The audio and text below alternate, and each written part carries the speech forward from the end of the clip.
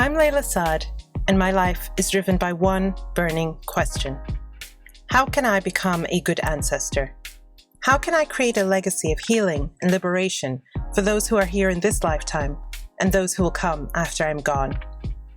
In my pursuit to answer this question, I'm interviewing changemakers and culture shapers who are also exploring that question for themselves in the way that they live and lead their life. It's my intention that these conversations will help you find your own answers to that question too. Welcome to Good Ancestor Podcast. Valarie Kaur is a renowned civil rights leader, lawyer, best-selling author, award-winning filmmaker, educator, innovator, and celebrated prophetic voice. She leads the Revolutionary Love Project to reclaim love as a force for justice. Valarie burst into global consciousness in the wake of the 2016 US presidential election, when her Watch Night service address went viral with 40 million views worldwide. Her question, is this the darkness of the tomb or the darkness of the womb, reframed the political moment and became a mantra for people fighting for change. In the last 20 years, Valarie has won policy change on multiple fronts: hate crimes, racial profiling, immigration detention, solitary confinement, internet freedom, and so much more. She founded Groundswell Movement, Faithful Internet, and the Yale Visual Law Project to inspire and equip advocates at the intersection of spirituality, storytelling, and justice. Valarie has been a regular TV commentator on MSNBC and a contributor to CNN, NPR, PBS, The Hill, Huffington Post, and The Washington Post. A daughter of Sikh farmers in California's heartland, Valarie earned degrees at Stanford University, Harvard Divinity School, and Yale Law School. Valarie's debut book, See No Stranger, a memoir and manifesto of revolutionary love, was released in 2020 and expands on her blockbuster TED Talk. It is also our November read for the Good Ancestor Book Club. Hello, everybody, and welcome back to Good Ancestor Podcast. I'm your host, Layla Saad, and I'm here with a woman who just stole my heart a few years ago and who I just feel incredibly honored and privileged and blessed to be in conversation with today. I am talking about the incredible author of this book, See No Stranger, a memoir and manifesto of revolutionary love, Valarie Kaur. Welcome to the podcast, Valarie. Oh, Layla, what a joy to be with you. It is an incredible joy to be with you too. And I have this beautiful paperback version of your book, but I also have, if you can spot it here, the original hardback as well, which has some sticky notes in it as well, if you can see. So I started reading this one, received this one, and moved over to this one because they're both so beautiful. What I love is that the hardcover is next to your book, Me and White Supremacy, Yes! which I have just torn through. Oh my goodness. And savored as I've been. And it occurred to me that these feel like companion books. They are sister books. Very much so. Very, very much so. If Me and White Supremacy is sort of the manual, the how-to, See No Stranger is the depth, right? It's the stories, it's the humanity behind it. It's the untold stories. It's the stories that we need to hear. And it's just such an incredible joy to read. I love this book, and I'm so excited that we are currently reading it. Well, we will be reading it when this episode comes out in the Good Ancestor Book Club, because this is our final selection for 2021 for the Good Ancestor Book Club. It's See No Stranger. It is an incredible memoir, but like it says, it's also a manifesto.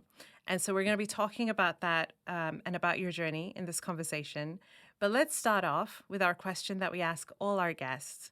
Who are some of the ancestors, living or transitioned, societal or familial, who have influenced you on your journey? A few nights ago, I awoke from a dream where I was at my grandfather's bedside while he was dying. And my grandfather, my mother's father, who I called Papaji, is always the ancestor who comes, rises in my mind. His love I can feel in my heart. Anytime I'm asked this beautiful question, it's him I go to. Anytime before I speak, anytime I feel like I'm about to do something brave, or when I feel like I can't, it's his prayer, it's his shabad.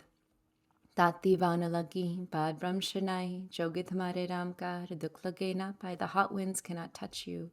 You are shielded by the divine. You are shielded by love. So it was so remarkable for me to have this dream of him after so long. And as I was watching him die, he died about 10 or so years ago.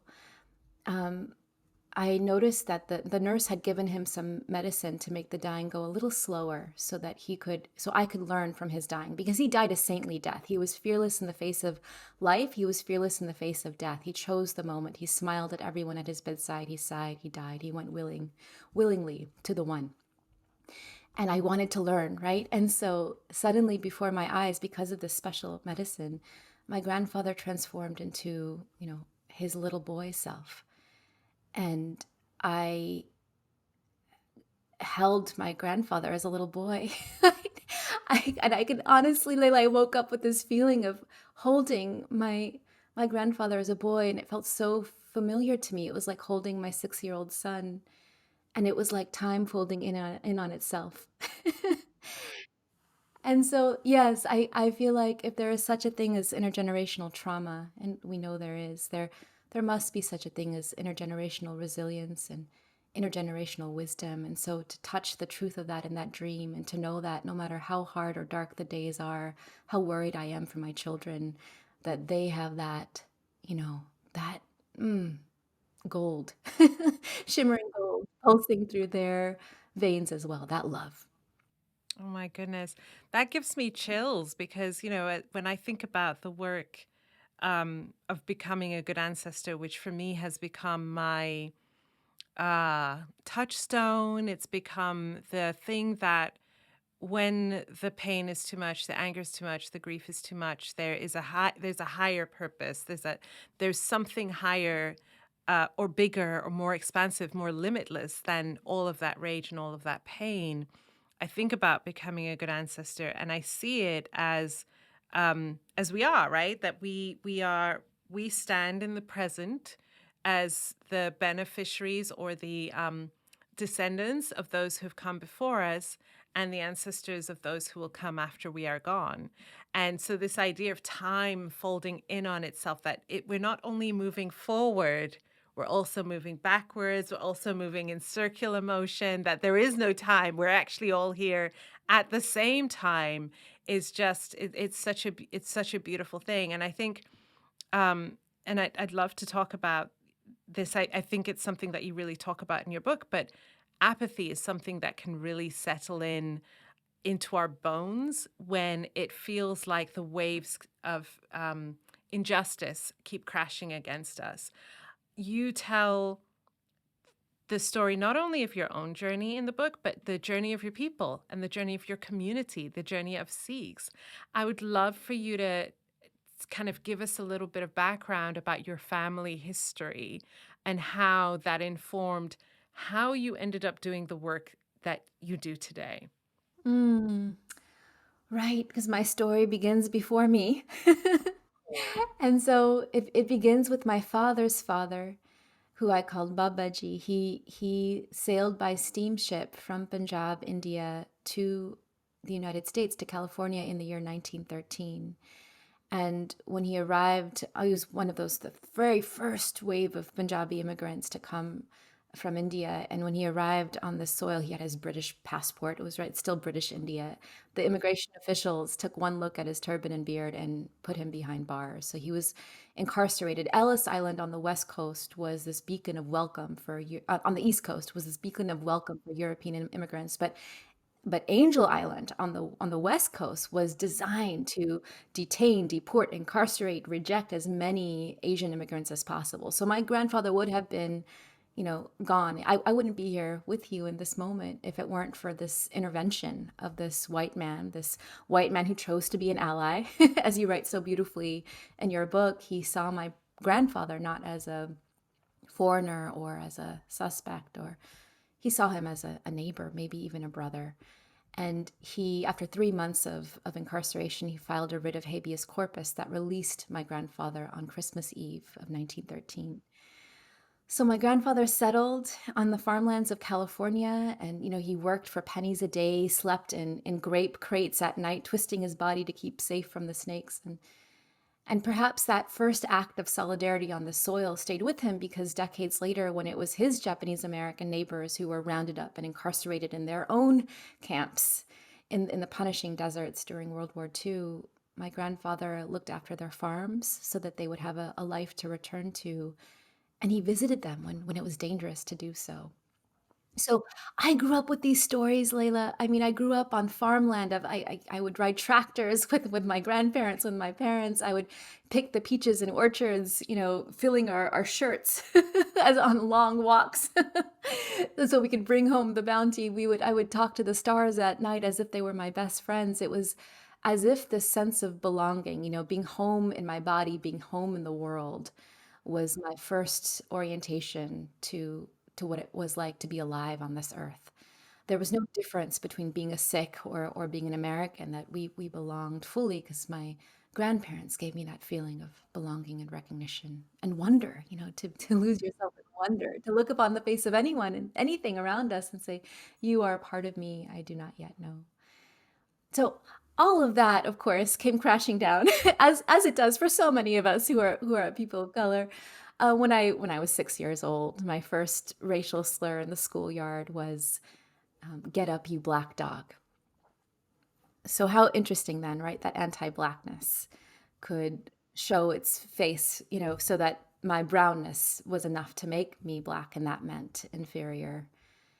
And for the years after that, I wrestled with not just the racial trauma, but also the attempts of religious conversion, that I was not only brown, or dark, I was unsaved, I was primitive because I wasn't Christian. So in our small, conservative, mostly white farming town, it was, I was a problem that I couldn't solve, in the face of teachers and friends who sought to convert me to Christianity. I had an exorcism performed at me at one time. My dreams were filled with Judgment Day, with hellfire, and it wasn't just me; it was my family that I was called to save. But Papaji, my grandfather, who lived with me, whose love I call upon all the time, he was the one who I would come home crying, and he would dry my tears, and he would say, "My dear, don't abandon your post." As a little girl in two long braids who liked to ride tractors, but my grandfather saw me as a warrior. And truly, Layla, my whole life since then, my whole existence has been this beautiful struggle to keep the promise I made to my grandfather, not to abandon my post, not to let anyone take away my ability to see through the eyes of wonder and insist on love. Thank you for sharing that. That refrain, "Don't abandon your post," is repeated several times throughout the book, and every time I read it, it would make me smile, because he always said it in these moments where you were in great pain. They were, it was like, yeah, I'm going to abandon my post because XYZ is happening, right? And instead of him saying, yes, you should, right? You need to step away. He was calling you, it felt like, to this greater spiritual principle that is grounded in your religion, which is these things like seeing no stranger, right? These higher ideals. So how do you, as a child, process that? Like, how are you when you're hearing "Don't abandon your post"? What was that signaling to you? And how did it become like part of your spiritual DNA? It sounds like it really sounds like that is how you continue to lead your life. But I'm wondering, as a child, how did you process that? Well, it felt like there were these two forces within me. There was this, when the little boy with the cruel eyes hurled that first racial slur, on the schoolyard, it was like he was projecting into me, this little critic. They call it internalized oppression, but what it feels like is that I wasn't mad at the boy. He was just simply showing me a way the world saw me. So then, that became a way I saw myself. So there was a part of me that said, you're not enough. You're not good enough. You're not smart enough. You're not strong enough. You're not pretty enough. You're not fair enough. You're not enough. And I think what happened with my grandfather telling me the stories of sages and warriors. I mean, the first woman warrior, I'm going to show you on the video here. Here's the portrait of my Bago, right? The first woman warrior who leads the 40 deserters who abandoned their post back into battle. She dons a turban, mounts a horse, says, I will lead you where no one else will. And he was teaching me that it's okay. You'll have the voice that wants to desert. That's a part of you.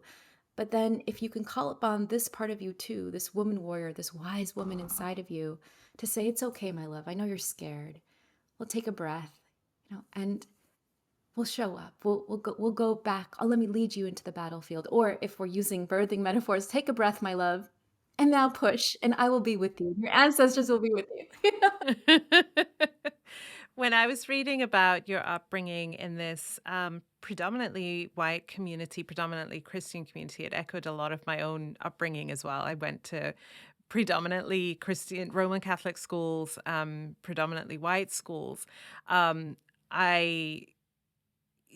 I think it's different in the US versus the UK. There wasn't that push for we need to convert you. I was put there on purpose in those schools. My parents actually wanted me to be in schools where God was a concept, right? Where religion was actually taught. But there was always that feeling of difference. There was always that feeling of there's something not quite right about me. I'm not sure where I really fit. But what really was painful for me when I read your book was how religion caused this rift between you and your best friend at the time. Tell us about that story. And, so much of what you talk about from when you were a child, these things are still happening today. These things are still the very same things that are dividing us. So tell us about that story and how it evolved over time. I was sitting in the library in 7th grade, or maybe it was 8th grade now, with Lisa, my best friend. And she paused from her book to look up at me and say, with this dreamy look, Valarie, I just can't wait for Judgment Day, because then it'll just be us. It'll just be us, and all the evil will be gone. It'll just be us.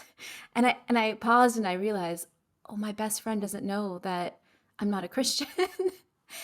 And I say, oh, Lisa, where will all the other people go? And she looks really uncomfortable. And why would I bring such a thing up? She said, well, down there. And then at that moment, I realized that I had to break it to my best friend, I had to be the one to break her heart. I'm like, Lisa, I'm sick. She's like, oh, I just thought that Sikhi was a sect of Christianity. Right. This was how dominant that worldview was, because how could her best friend who she loved, how could she be unsaved? How could she be damned by her theology? And so for the weeks and the months and really the years that followed, we exchanged letters back and forth where she was trying so desperately for me to say the magic words to make me Christian. And I was trying so desperately to not just, I think, for myself, but realizing that my grandfather, certainly he would not burn in hellfire. And I had to defend us, not for me, but for him. And so here I was trying to make a way for her to see that we were worthy, beloved as we were. And it ended our friendship. And, looking back, I feel like, I did go through a kind of pain, but now I really see like how much pain she was in. Like she had inherited a theology that severed her from her own deepest longing, her own deepest knowing, her own capacity to love me well, to wonder about me.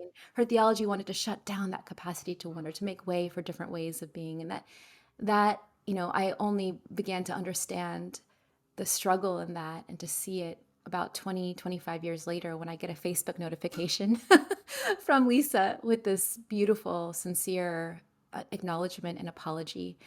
And Layla, now we're dear friends again. She's been a research fellow for the Revolutionary Love Project. She gave me permission to tell our story, and the words that ring within us, it's like, oh, love is the way, the truth, and the light.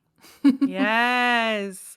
Oh my goodness. I loved hearing about these stories from kind of the younger years of your life.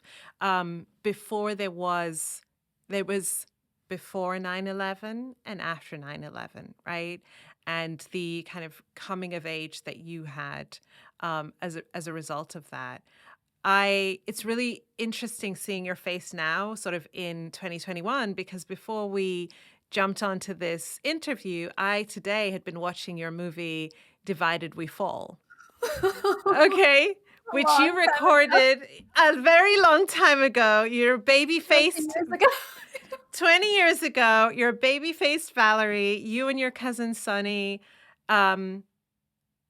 drove all across the States, recording and witnessing and documenting the many, many hate crimes against Sikh people and against people of color that came as a result of the 9/11 attacks in the United States. Wow. First of all, I'm pretty sure you couldn't have imagined 20 years ago when you were there. I mean, you were literally baby-faced that you would be that you would be here with this incredible book, but also still bearing witness, still documenting, and still trying to find a way through, still trying to figure out how do we navigate the pain that's here now, and how do we transform it, and how do we create a new world. Tell us about that time in your life, because it feels like it was the fire that made you, like it was the fire within which the Valarie that we see today was formed. I remember sitting on the floor of my parents' bedroom, watching the towers fall again and again, that the horror stuck in my throat, and then this image of a man with a turban and a beard, and realizing that the nation's new enemy looked like my family, looked like my grandfather. And even then, I think I had this suspended, like, I didn't want to believe. A part of me didn't want, because I had inherited this story of forward progress, right? My grandfather, my grandparents sacrificed, they fought for equal rights under the law so that we could be more free. And that was the story. So then within hours, really, later that night, the next day, we started getting news of hate violence erupting on city streets across America. And this was before social media, before YouTube, Yes. before we had any channels. So it was just email. It was community listservs. And it was like, my brother's been stabbed. My sister's been chased. The Gurdwara's on fire. Someone's going to die. Someone's going to die. And then September 15th, that weekend, the phone call came with the shaking voice, Balbir uncle has been killed. Balbir Singh Sodhi was a Sikh American father standing in front of his gas station in Arizona. So beloved, so beloved. He was known for handing out candy to the children when they came as if they were his own children. And people didn't have money for gas. He would let them fill up and go. I mean, the sages can live, in the most mundane, ordinary places. Here was a great soul. And I don't think people of color need to be saints to be remembered in death. Yeah. And this man was... He was that. He lived his life in love. He really did. So for him, for he was preparing himself to plant flowers in front of the gas station when 5 shots rang out, and he bled to death where he fell. The man who arrested him claimed that he was a patriot, and he was a family friend, Layla. So it felt like, an uncle had been murdered, and yet his story barely made the evening news. And this is where, just like those 40 soldiers in the story of my Pago, like, I was afraid, I wanted to desert. I didn't want to be awake to this world. I was 20 years old. I ran into my bedroom. I locked the door. I hid for days. I read all of Harry Potter. I wanted to escape the world entirely. And here was a story, of course, that I chose, where the young people wielded a kind of magic when the adults in their lives wouldn't or couldn't. And so that was the stirring, the don't abandon your post. What does it mean to hold my post now, Papaji? I have to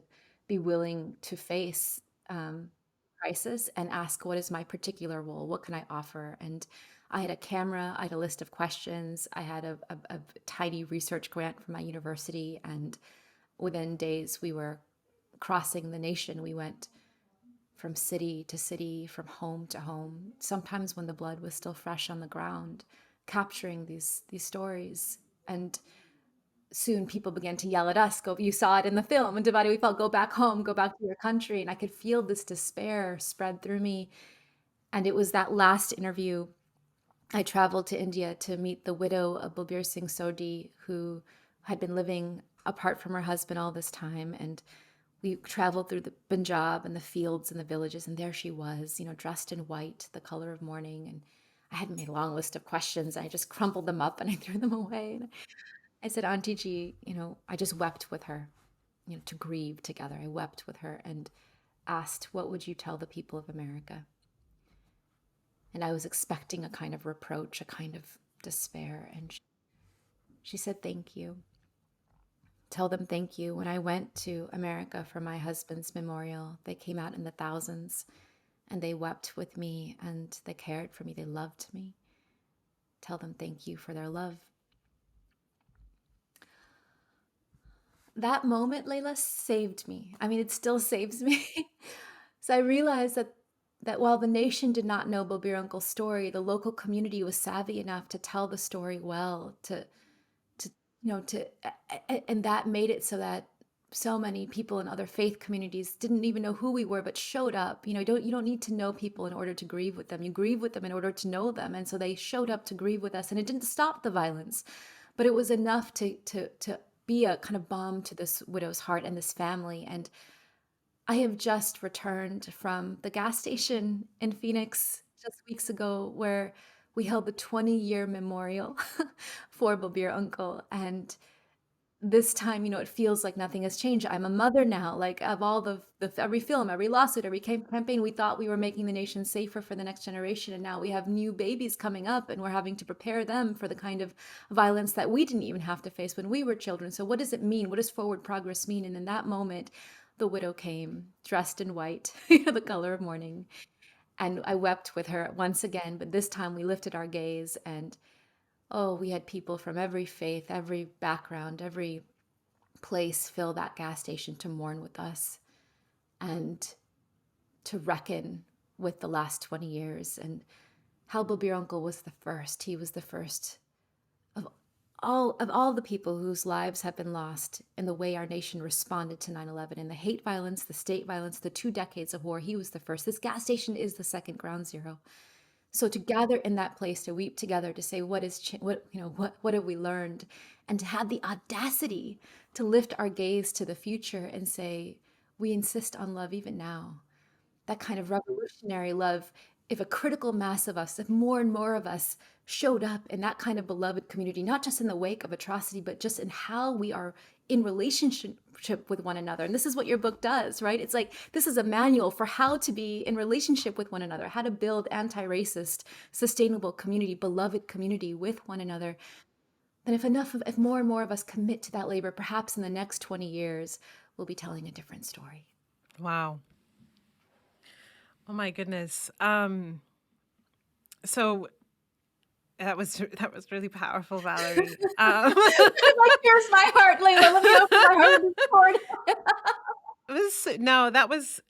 But this is, wow. So as I'm reading your book, I'm taken back to 20 years ago, right? Because I was in the second year of university. I'd just come back home to Qatar for, I think it was the summer break. It was before we were due to go back to the UK, before the term starts and all of that. I do remember seeing it on the TV in shock like everyone else, and then having to fly back to the UK from a Middle Eastern country, right? And on a plane, right? After we just saw this thing that we've never seen before. And in the years afterwards, I developed a real anxiety around flying. So flying home, back and forth between the UK for university and then here, Qatar, to come and visit my family for the holidays, I developed a real anxiety around it. And I remember a lot of my friends in university were Pakistani, were Indian, right? And so we were Muslims, right? And a lot of them were guys. They had beards, right? So every time they would fly anywhere, they would make sure to shave their beards, right? To kind of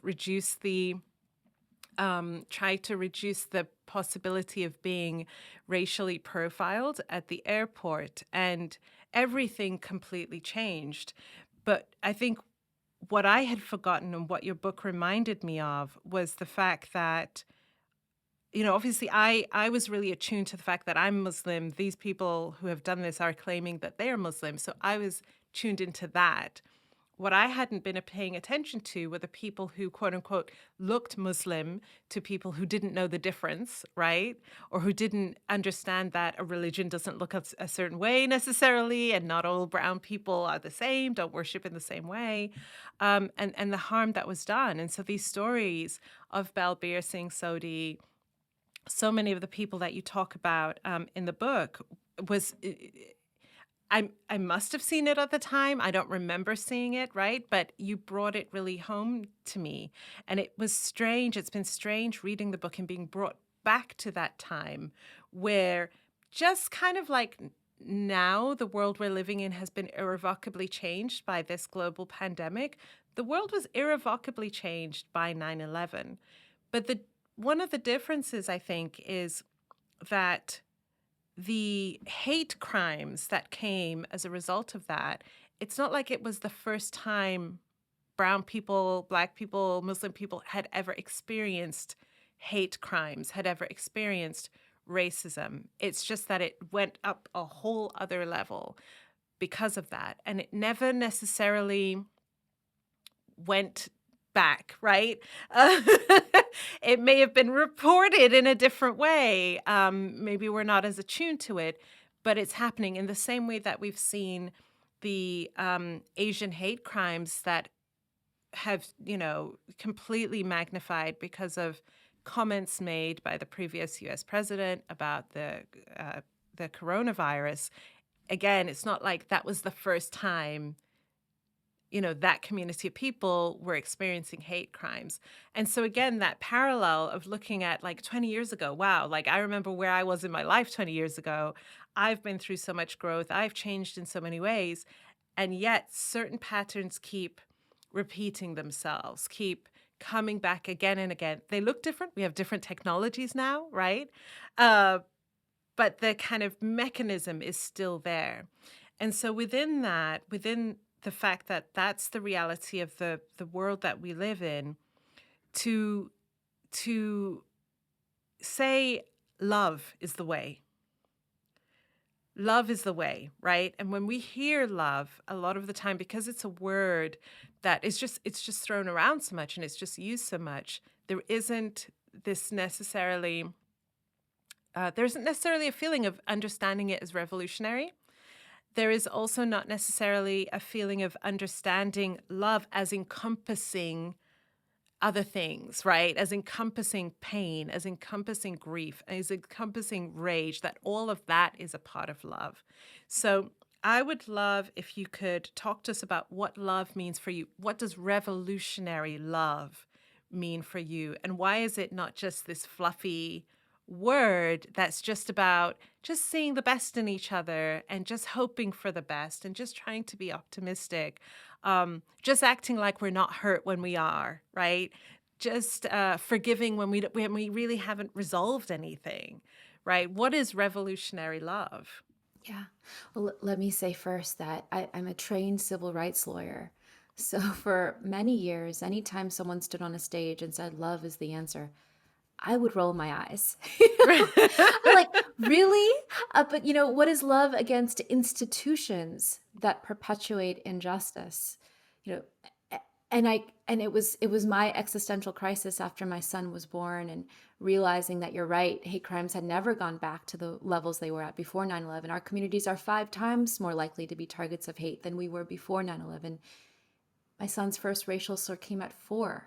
I was 6, he was 4. Go back to your country. So it was from that moment of crisis that I stepped back from frontlines activism, and I poured through all of my lived experience, all the stories that had been entrusted to me, social movements of the past, wisdom traditions, and began to see these patterns. And I thought, oh, okay, the problem is not with love, it's the way we talk about it.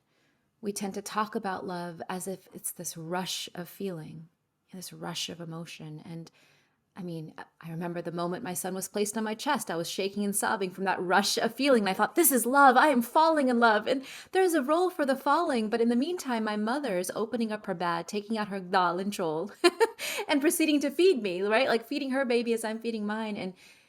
And she knew what I was just beginning to learn, that love is more than a rush of emotion. Love is sweet labor, fierce, imperfect, bloody, demanding, difficult, life-giving, a choice we make again and again.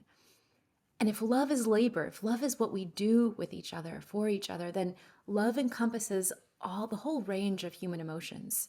So joy is the gift of love, but grief, grief is the price of love. The grief that we're carrying in our bodies is a sign of our capacity to care, to honor our grief as part of what it means to love well.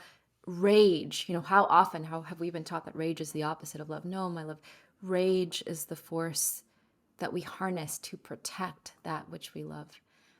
And so I began to realize that perhaps my contribution could be reclaiming love as this kind of labor for a new time. Because if we take that kind of love that we experience with our babies, with our most closest relationships, and we love beyond what evolution requires, when we love others in harm's way, when we show that kind of care even for opponents, when we love on ourselves that way, then that is what I call revolutionary love. So I define revolutionary love as the choice to enter into labor for others, for our opponents, for ourselves, to transform the world around us.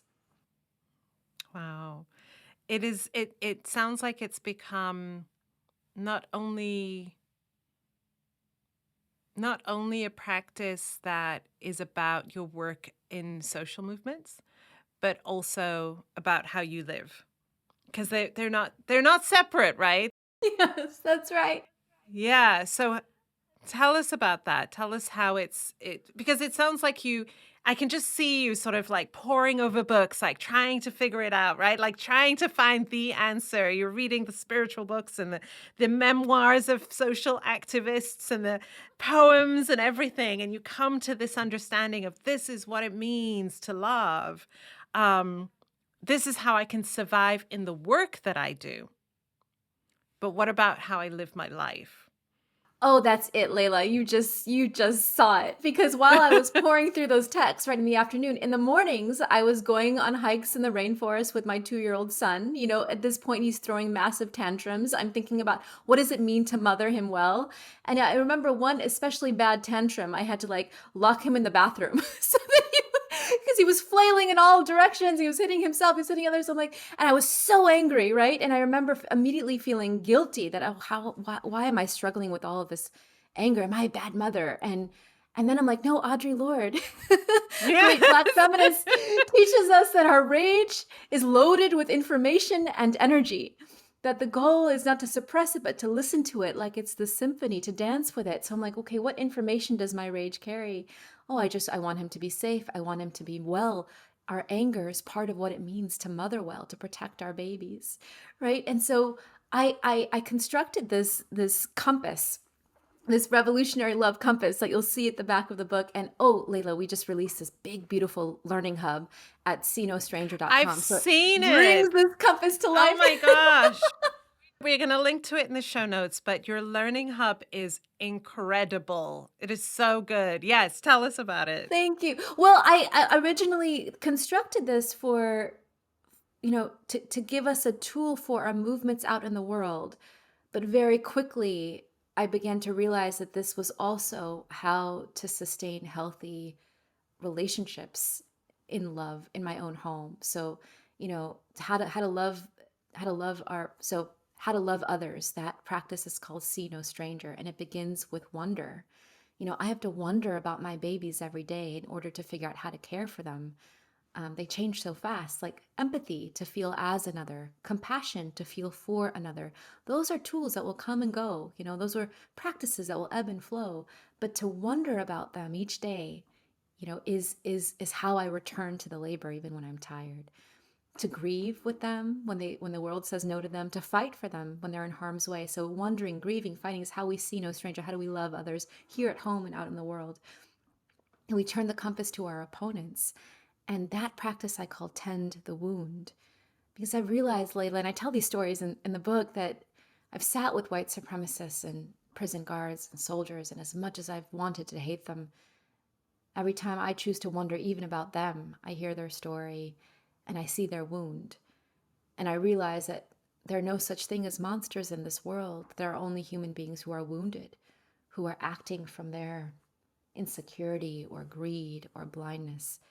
That doesn't make them any less dangerous, but when we see their wound, when we insist on seeing their humanity, they lose their power over us. And we can ask ourselves, okay, what are the contexts that are driving them? What are the cultures that are radicalizing? What institutions are putting the guns in their hands? Like, who is authorizing them to hurt us? And that makes us more savvy as activists. And it also helps us inside of our own home, because when my son is throwing that tantrum, if I tend the wound in him, ask like why, and that will help me then reimagine the context. So the practice of tending the wound, of orienting to our opponents with love, begins with rage, honoring our own rage, tending our own wounds first. The not to suppress our rage or to let it explode, but to find safe containers to process our rage, like our ancestors did, the singing and the dancing and the drumming and the shaking and the sweating. And my son and I, we'd throw pillows on the ground. This is our safe container for rage. And then you step away to rage. And then the next practice, to return to listen to the other, to hear what's at stake, not to change them or persuade them, but to understand them. And then to take that information to reimagine the context, whether it's the context of the home or the context of the nation that needs reimagining. We've been about resistance for so long, haven't we? I think I had t-shirts, the resistance. And that made me proud, but it also made me feel like if we're just resisting, we're not changing power struggle. What does it mean to reimagine the world as it ought to be in such a way that doesn't even leave our opponents behind? And this is why I cling to your book, right? You are sitting with people who identify as white and say, no, we need you.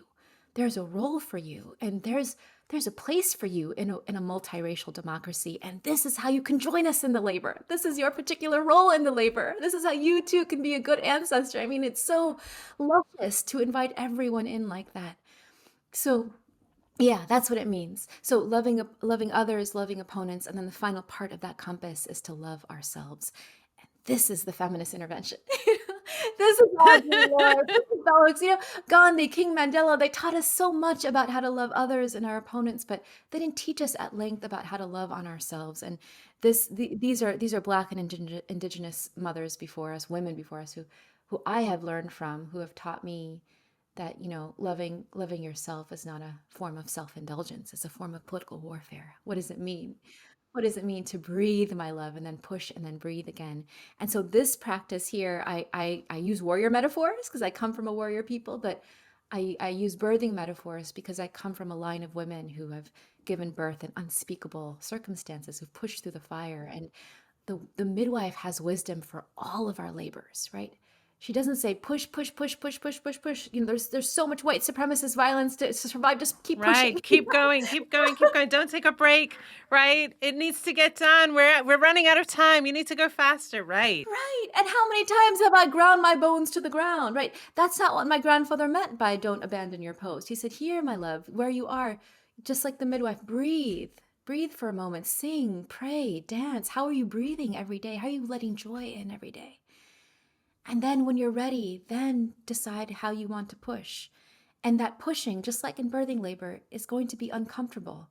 You're going to sit with uncomfortable feelings and thoughts and revelations. And this, again, is why I love your book, because you're telling people who identify as white to say, oh, it's gonna hurt a little bit. It's gonna hurt. You know? We tell them at the beginning. Yeah, it's gonna hurt. The shame, the guilt, accountability, apology, but this is not a sign you're doing it wrong. This is a sign that you are in a process of transformation. You are rebirthing yourself as you are rebirthing the culture around us. And oh, my love, let me be your midwife.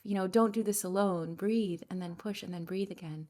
And those moments of transition where a voice in you says, I can't, that's when you call upon ancestors and the wise woman inside of you and help you take the next breath and keep going.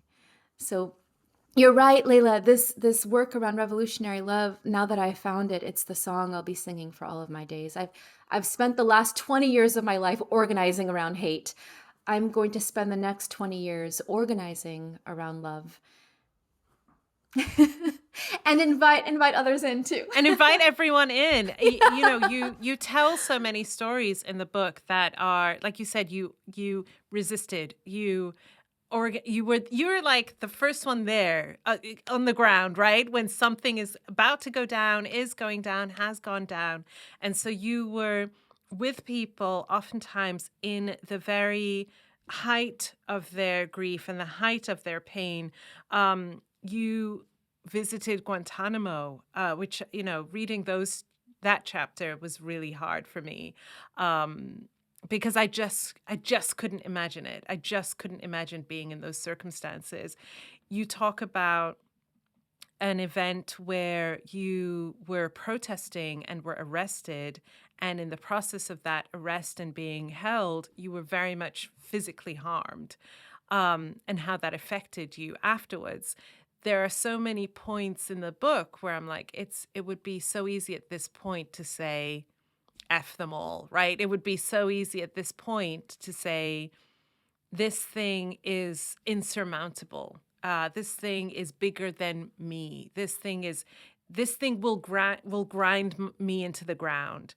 How do I keep on going? The section, so you talked about the 3 parts: loving others, loving your opponents, and loving yourselves. I think the loving your opponents part is the one that is so hard for so many of us, because we try to find, I think it's a human tendency, we try to find safety in those who are like us, who have the same ideals as us, and who have the same perspective of the world as us. And so it's hard to wonder about the other when we're seeking safety, and it's hard to wonder about the other when they are actively harming us or harming people who look like us. And so what is your, can we go deeper sort of into that section? Because how do we navigate that? How do it's like we simultaneously want to live with these higher ideals of revolutionary love and becoming a good ancestor, but the reality of your lived day, right, is that you're seeing either yourself, like you said, your son faced his first racial slur at 4 years old.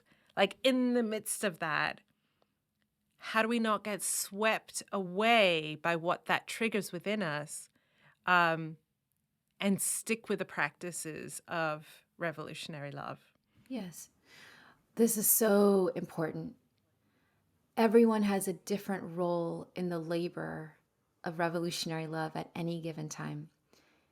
If you are someone who has a knee on your neck, it is not your role to look up at your opponent and try to wonder about them or listen to them, right? No, my love, your role is to stay alive, to take the next breath. That's your revolutionary act.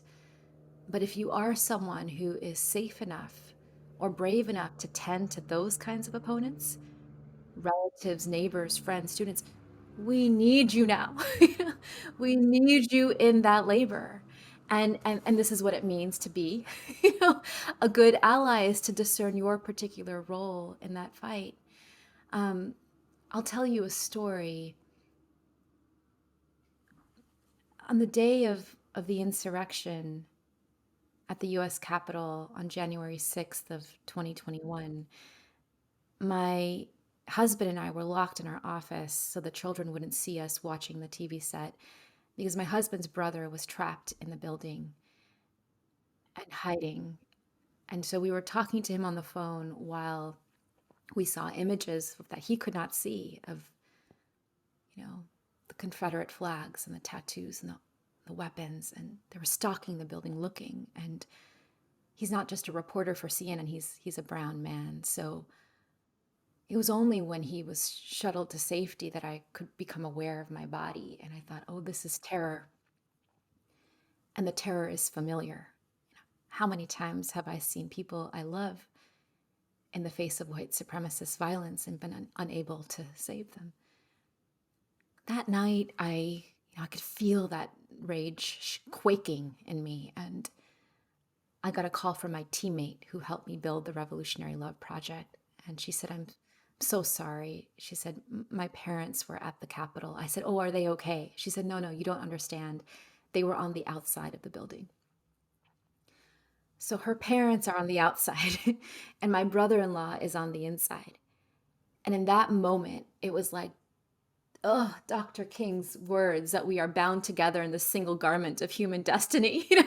As much as I wanted to hate those people, I had to see them through the eyes of their daughter, who saw them as deeply wounded, deeply misinformed, whose racial biases were legitimized and fanned all the way up to the presidency. That did not make them any less dangerous. But once I could see through their daughter's eyes, I could no longer hold on to the hate. I could no longer make them one-dimensional monsters, right? It might not be my job. It's not my job to tend to those wounds, but it might be hers. It might be hers. So the question then is, what is the labor that I'm ready for? And in this moment in my life, am I carrying enough trauma in my body? This is what I invite people to do. Think of an opponent. You can bring that opponent to your mind's eye and just focus on their face for a moment and notice what's happening in your body. If you're feeling your heartbeat fast or your throat close in, notice that activation. And if it's really, really rising, then, oh, my love, release that face. This is information. This is information that this might not be the time to wonder about them, to listen to them. This is your role. Like, this is your time to love on yourself, to breathe, to tend to the trauma in your body, trauma in your people, right? But if you do now bring an opponent to your mind, maybe a different one, maybe you hold on to the same one, and you notice a little bit of activation, but there's enough spaciousness in your body to wonder about them. Why did they do that? What makes them think that? What story is so irresistible to them that they see the world that way? Then it might be information. It might be time.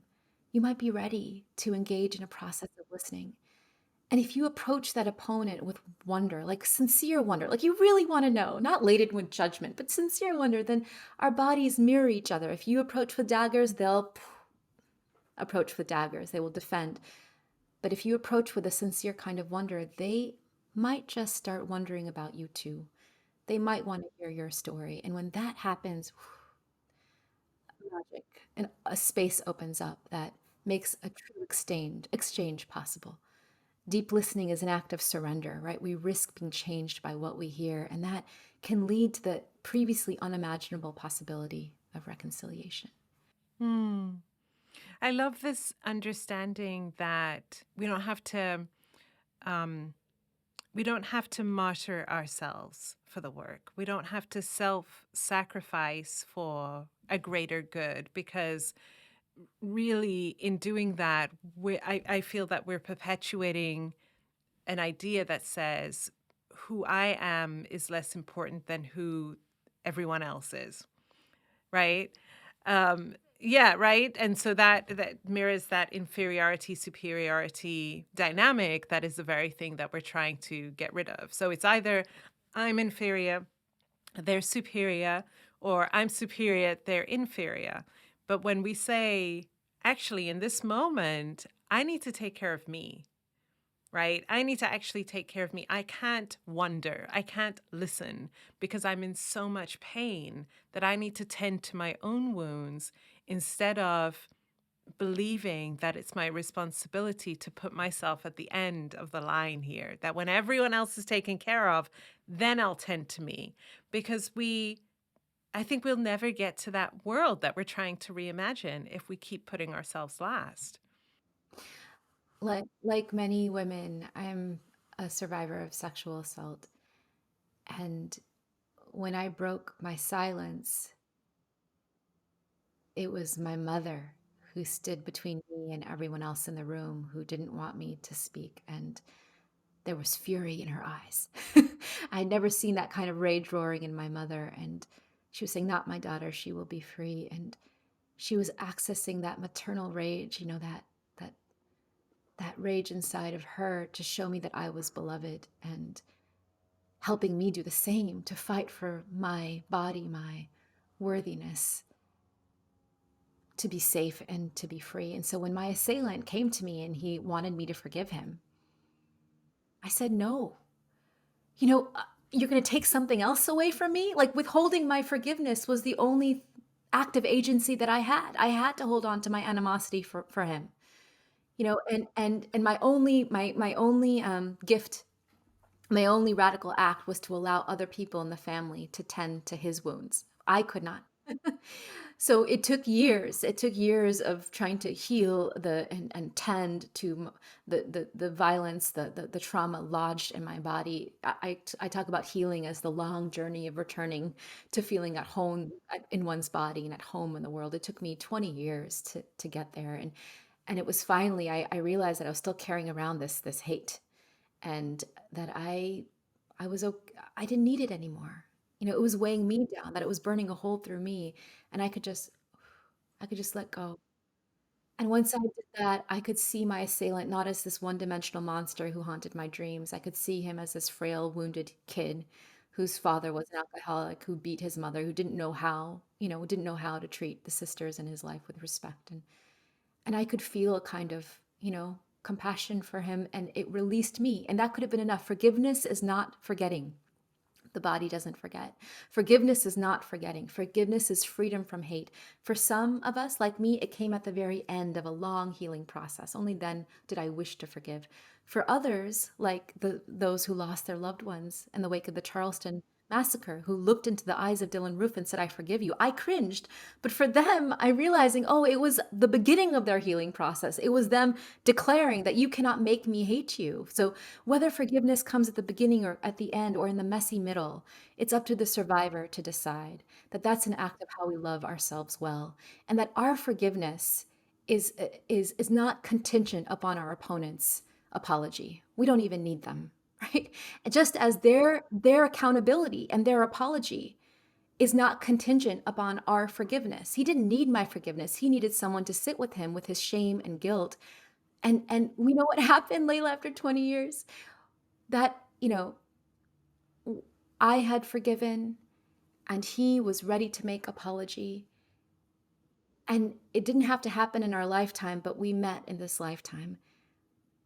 I could hear his apology and I could accept it, and he could be witness to my forgiveness. And that began this process of reconciliation that repaired, as now we can never go back to what it was like before the harm, but we have moved into a new way of being as a larger family because of this, dedication to the labor and everyone playing these different roles to get there. Thank you for what you're saying about that each one of us has our own journey with it, right? And for some of us, it is a longer path. For some, they need to say it up front so that that healing journey can start. Because you said when I heard them give that forgiveness, it made me cringe, right? Because for you, it was like, no, and I think that so many of us see that and we feel like, why are you giving people the easy way out? Why are you not making them be accountable? But each one of us does have our own path towards it. And I think it's important for us to own what our path is, for us not to judge ourselves when it doesn't look like other people, but also not to judge other people as doing it wrong, right? As doing revolutionary love wrong, right? You're not doing it the right way. We make it our own. And that's what I feel in this book, that you do give us this compass, this blueprint, but you share it through the lens of your own very unique story. Like there's only one Valarie Kaur. You've only lived the life that you have lived. You've only had the experiences that you have lived. We are able to connect with them because we're human beings and we know what shame feels like. We know what pain feels like. We know what love feels like. We know what joy feels like, right? All of those things. But this was your life. And I love that there's that flexibility within it, that it's these words like wonder, listen, grieve, joy, that are these, all encompassing human experiences that we can find our way to in our own unique way. I really love that. And I think it's, as I was saying before we hit record on this conversation, I really feel like this is a model that so many of us are looking for to figure out, like, how do we move in this time? You say at the beginning of the book, this is a book for anyone who's feeling breathless right now. And I thought, oh, what a wonderful way to put that. Like, because I think the words we've been using are overwhelmed, stressed, right? Like burnt out, right? But breathless. Talk to me about breath, because that is one of the practices in the book. Oh, well, I had never felt more breathless than in my son's first year of life. You know, he was born at the onset of the 2016 election season. Hate violence was skyrocketing, and I had this crisis, right? And the breathlessness I felt in my body. I remember the last time I felt that breathless was on the birthing table. That there's a moment on the birthing table called transition, and it feels like dying, and yet it literally feels like dying. It literally does, right? Yeah. yes, yes, and it's so hard to breathe, and that's when the midwife says, "Breathe, my love." And yet it's the stage that precedes the birth of new life. So that's when this question arose in me. Okay, the future is dark. What if this is not the darkness of the tomb, but the darkness of the womb? What if the story of America is one long labor? What if all of our ancestors are behind us now, whispering in our ear, "You are brave"? What if this is our great transition? The midwife says, "Breathe," and then push. And that question, Layla, is one I've asked every single day. Is this the darkness of the tomb or the womb? And it is both. It is both. We have lost so much. I mean, between the pandemic and the racial violence and the racial reckonings, the climate catastrophes. Right now, as we speak, my childhood forests are on fire, and these sequoias, who are thousands of years old, are at risk of dying. There's a tomb quality of this time in our life and human history right now. We've lost so much that we may not get back, and yet to sit inside of this awareness, this grief, this loss, and to have the audacity to lift our gaze and to see the darkness of the womb. What is emerging here that has not emerged before? And I have to say that every time I see people who have no obvious reason to love one another come together to grieve, to rage, to be in the streets and the marches and the vigils, or to stand behind closed doors and tend to each other. Every time I see those manifestations of beloved community, I think, oh, okay, we haven't seen this before, not at this scale. We haven't seen Black people kneeling in the street surrounded by white people in front of an army of police officers, a multiracial, multi-faith uprising for Black lives. That has not been. And after the Indianapolis massacre in April of this year, I mean, how many times have I looked into coffins of people who look like my own aunties and uncles? And, it felt like Oak Creek in 2012. It felt like post 9/11. And yet there were 10,000 people who came to the vigil to breathe with us, to grieve with us, to say, no, stop Asian hate, along with Black lives, along with Indigenous. I mean, it's just so spectacular what we are seeing right now. And so I hold fast to those visions. And this is where I believe that this is a time of transition for our nation and for our world. Will we keep teetering on the brink of civil war, a power struggle with those who wish to return America to a past where only a certain class of white people hold dominion? Or in the next 25 years, as we become a multiracial population, will we birth what has never been before? A multiracial democracy where all belong. And when we look at climate change, then humanity itself is in transition. Will we perish? Are we on the brink of mass extinction and suffering? Or will we marshal the vision, the skill, the solidarity to birth a new world? A sustainable earth for generations to come.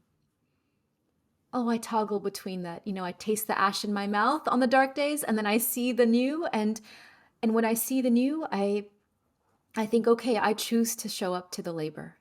We know we need sound government. We know we need just policy. And the only way those policies will hold is if we create a shift in culture and consciousness, an awakening to our interdependence, a revolution of the heart. And this is where I believe revolutionary love, not just those that inspire big movements, but as a way of being, as a way of orienting to each other. Every home, every school, every industry, every neighborhood, if we can build this ethic, these practices that our ancestors taught us, then perhaps we can begin to birth over the next 20, 25 years, the nation, the world that can last. I was thinking of you today, obviously, because I knew that we were going to be having this conversation. And whenever it's like the day of a podcast recording, everything I see reminds me of that guest, right? Because I'm really tuned into that. But I was watching a news interview of William Shatner, who has just become the oldest person to go out into space. And I have my thoughts and feelings about, white men going out into space, at this time in history when so much work needs to be done on the earth and in the earth itself, right?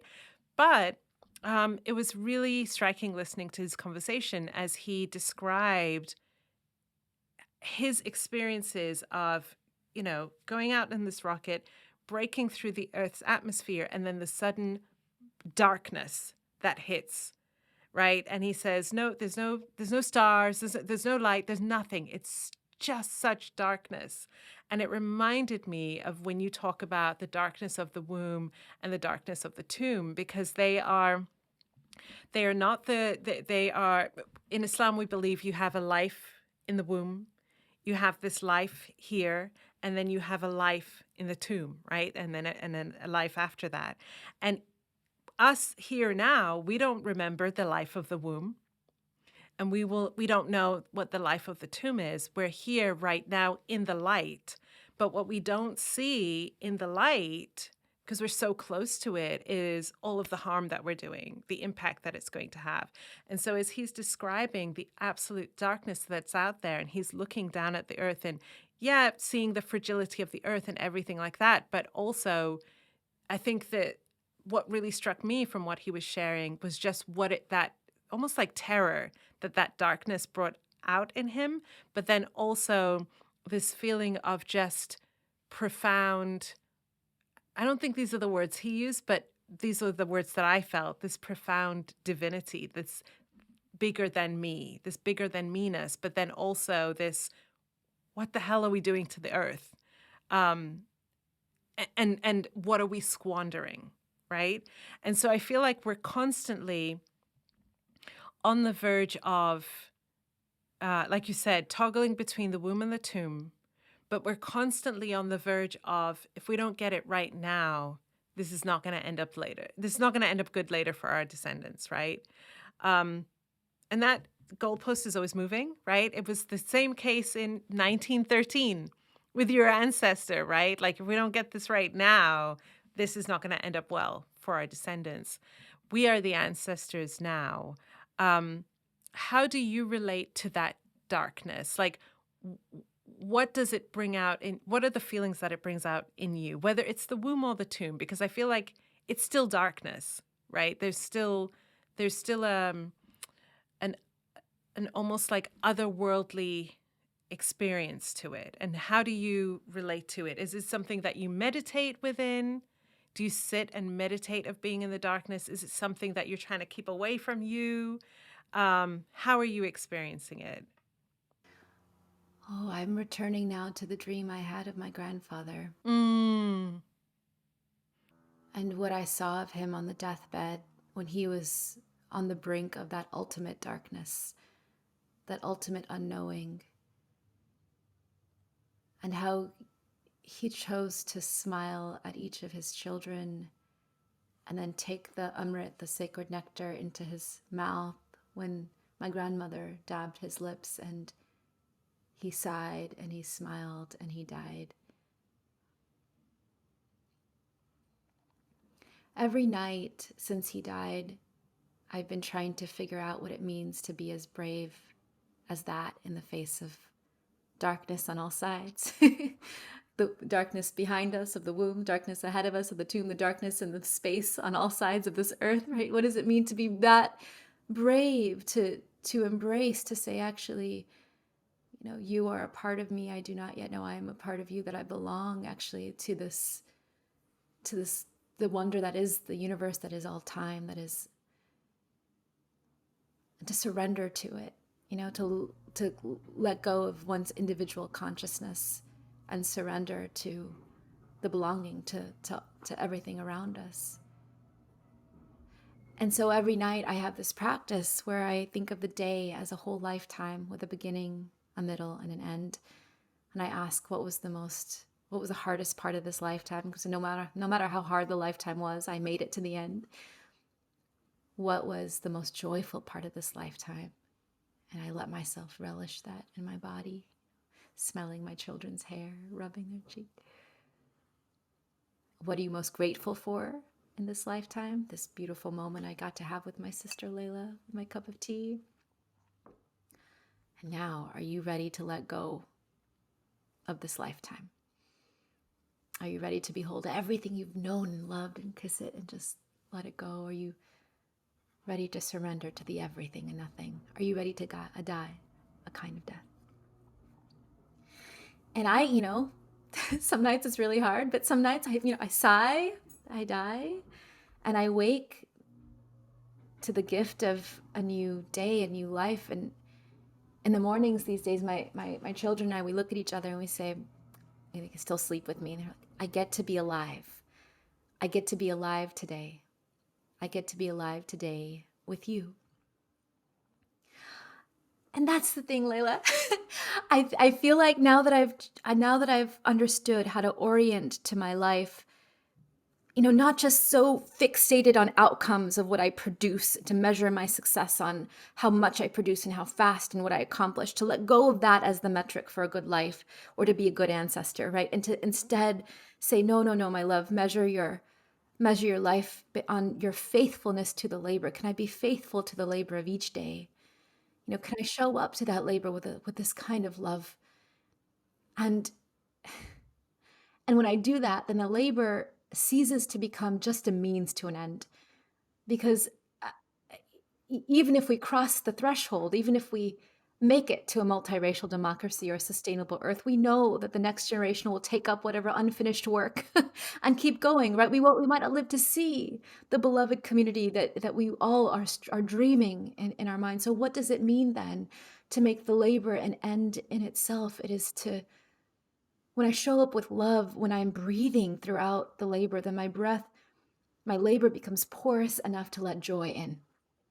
And when I labor with joy, the joy of just being alive here and now, the mystery to be surrounded by darkness on all sides and to be living and breathing and exchanging and becoming like all the complete ecstatic wonder of that, to let that come in throughout the labor, it makes it so that I believe that laboring for a more just and more beautiful world with love and with joy is the meaning of life.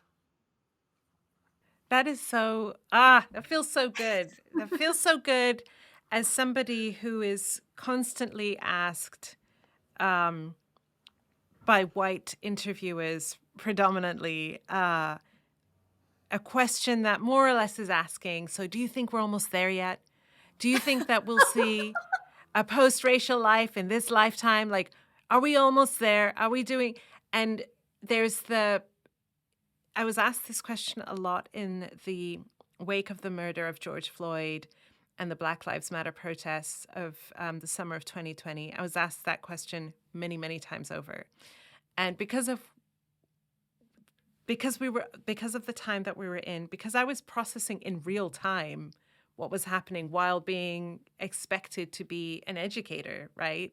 Um, my answer was quite cynical a lot of the time. Yeah. And it wasn't necessarily no, even though I had made that resolve in my mind that no, that's not going to happen in my lifetime. I'd already come to terms with that. But my answer was, that's really up to the people who hold the privilege and whether they're going to do the work so that that's really not my answer. That's really for you to say we are going to commit to the work, right? But I think you've just clicked something for me inside of the understanding that being a good ancestor is not just about focusing on the future, but it's about focusing in the now. That the labor that I'm doing now in my lifetime is the gift itself for me, right? It's the gift itself, and it will be a gift for other people after we're gone.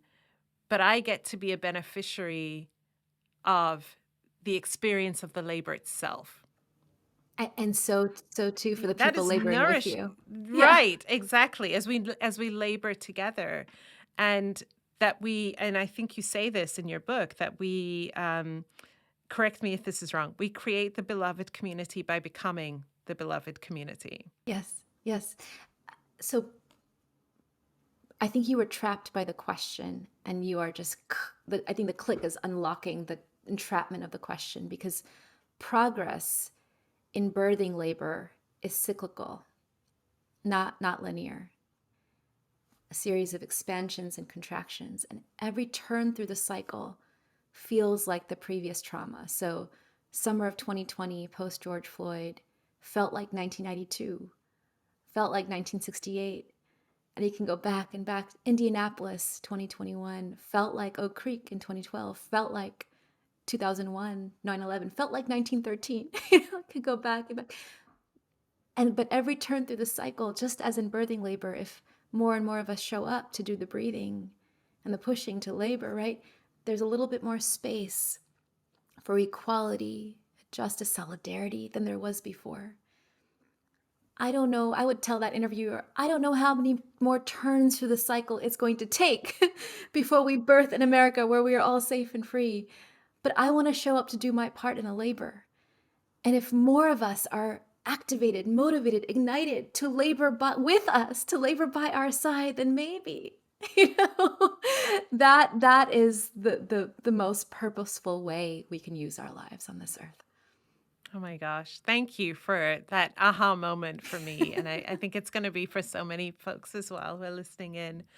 Valarie, before I I'm going to ask a very last question, but, See No Stranger is the book that we're reading in November in the Good Ancestor Book Club. And so it would be remiss if I didn't ask you about your journey as a writer and what it felt like to have for your entire life, really. I was going to say for the last 20 years, but really your entire life, be learning these lessons, be having these experiences, and then go through the process of putting pen to paper and crafting this book, which is, I think Memoir is a healing for the self, but then it's also this great gift for the rest of the world.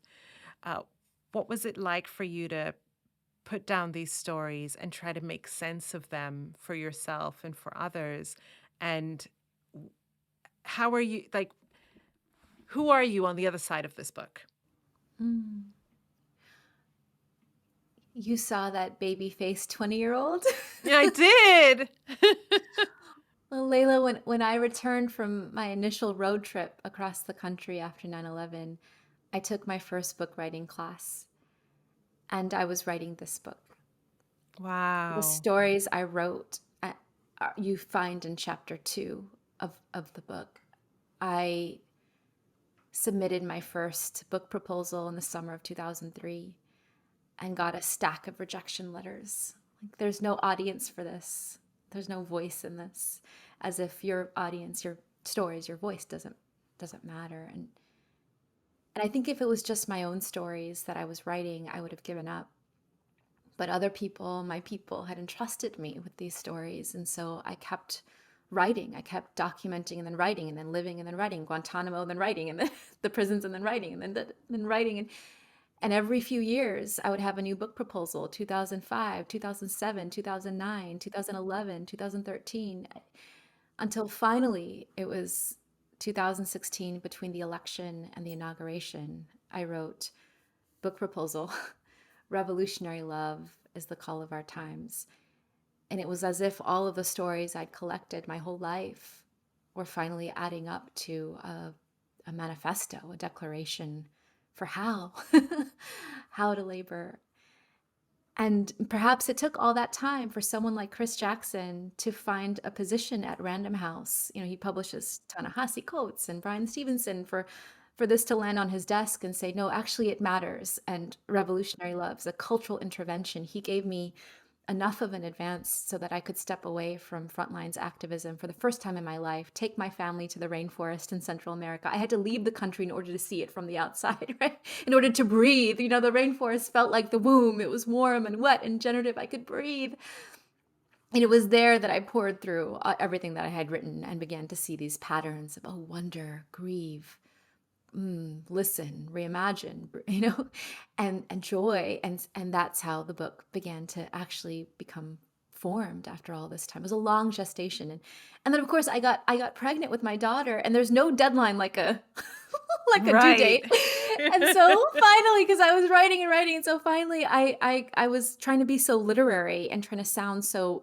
And then finally, my best friend was like, when have you most sounded like yourself? I'm like, well, when I have a person in front of me and I'm just trying to get the thing from my heart into their heart, and the little critic is really quiet. And she's like, well, why don't you write each chapter as if it's this speech, this conversation that you're having with someone you love? So I began to write the book out loud. I would use my voice memo app and write it out loud as if I was composing music. And so my daughter was hearing through the whole pregnancy, the music of the wisdom, the words, the stories, the starts and stops. And I was sitting at this desk, and I wrote the final words, may joy be your lifeblood. And I sort of try to get up and immediately go into active labor. And she was born 4 hours later. Oh my goodness. So just in time, she was waiting. So the book was born.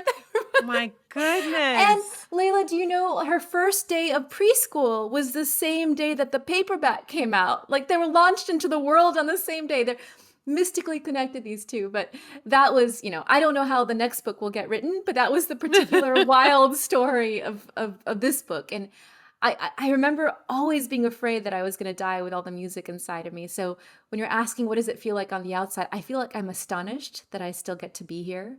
My pregnancy was very hard. There was a part of me that wondered if I was going to make it. So part of what I was doing was writing everything that I needed her to know, just in case I wasn't still here. I'm kind of amazed I'm still here. And I have, I'm like, okay, I have the next 40 years. What do I want to do? How do I want to be? And I feel so grateful. I feel so grateful that I get to do this work, that I get to do this work with you. There's no other joy than to labor with people who nourish you, inspire you even from afar, from all the way there. Yeah. Oh, that's incredible. And we are so glad you are still here, because it feels to me that this book is both in the ways that memoirs and sort of manifestos are, they feel like this culmination of life experiences and, lessons learned and things that, like you say, you want to impart and you want to make sure you leave nothing unsaid. Like, it's this culmination, but it's also this beginning. It's this beautiful beginning. And when I went onto your website today and saw the Revolutionary Love Learning Hub, and thought, oh, this is not just a book. This is a movement. This is a touchstone for many people to be able to return to. You've got videos there that teach the principles. You've got text. You've got other resources. We'll make sure to link it in the show notes. But it's a way to continue the work, that this is not just ideals. It's not just a guidelines. This is how you can actually live it. This is how you can work it. This is how you can apply it in your very challenging circumstances, when things are really tough, but also, you know, when it's time to celebrate, when it's time to experience joy, when it's time to love on yourselves and love on your community. And I just love that. It's, like I said, both this culmination, but also this beginning. I really cannot wait to see where your work goes next, like how this expands out, because I think this is, like I've said, it's what's needed.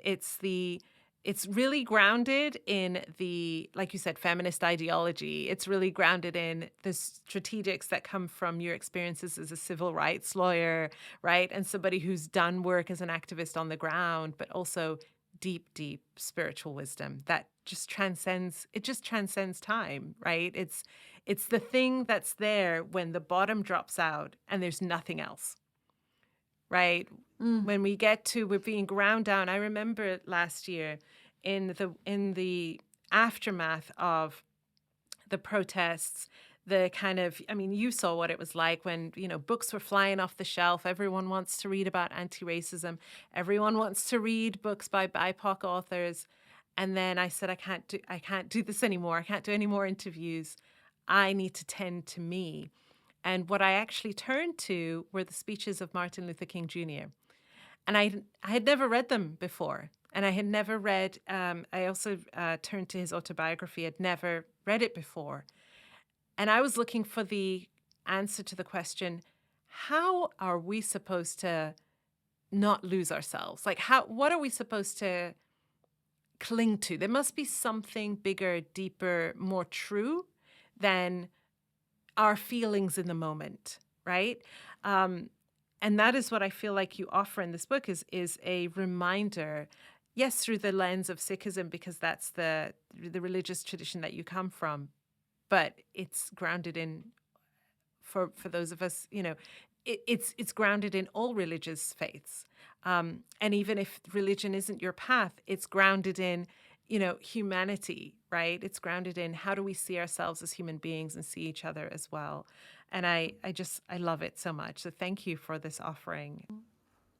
I have this like soaring feeling in my chest right now.